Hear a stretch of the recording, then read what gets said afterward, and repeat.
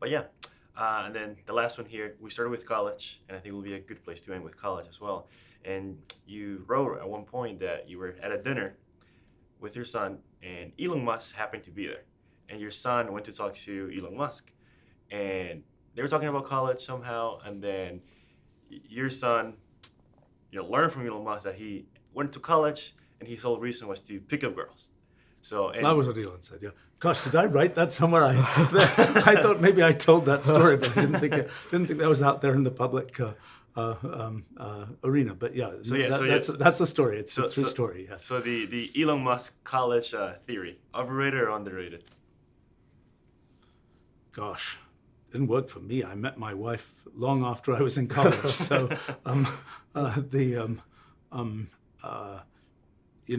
and maybe because I went to college earlier than some people, that was it was not college was not my primary social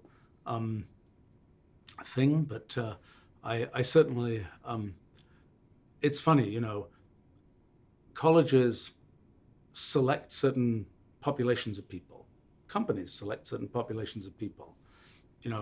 If you want to find a mate, so to speak, being in a population of people, maybe you want one who's like you, maybe you want one who's the opposite of you. I don't know. It depends on, but that's so I don't know. I think that's that seemed to be observationally, it seems to be. I know at this company, for example, at our company, I'm a little bit shocked at the number of kind of employee. We end up having quite a number of these. We've had many actually over the years of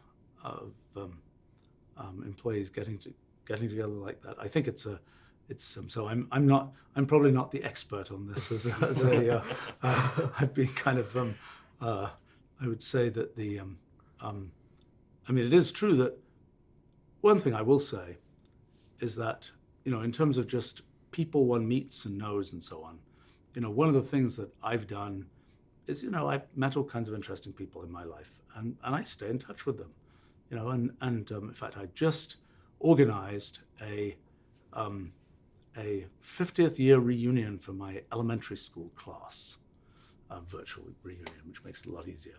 Most of these people I've sort of been vaguely in touch with at least once a decade since then. But I think one of the things that I've noticed is that people are sometimes very bad at keeping in touch with people that they have known. Maybe it's easier. I don't know in the Facebook generation. Well, you guys are younger than the Facebook generation, but I don't know what the that's old news at this point. But I don't know whether social media makes it easier for people to feel like they stay connected and actually stay connected to people that they've known in the past. But I would say that one of the things that's been a big positive in my life is that, I've met all kinds of interesting people in my life, and I've stayed in touch with them. And sometimes the funny thing is, I went to an event with a bunch of people from my elementary school back in 2019, and they're people I hadn't seen in 50 years.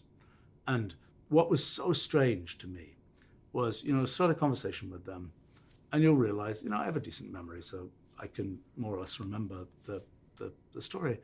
And you'll realize, oh my gosh, this is the same conversation that I had 50 years ago. I'm just picking up, the exact same interaction and conversation that I had 50 years ago. And it seems like one of the things I have noticed is that people, even over quite long periods of time, people will say, oh, I lost touch with that person. I can't get in touch with them again.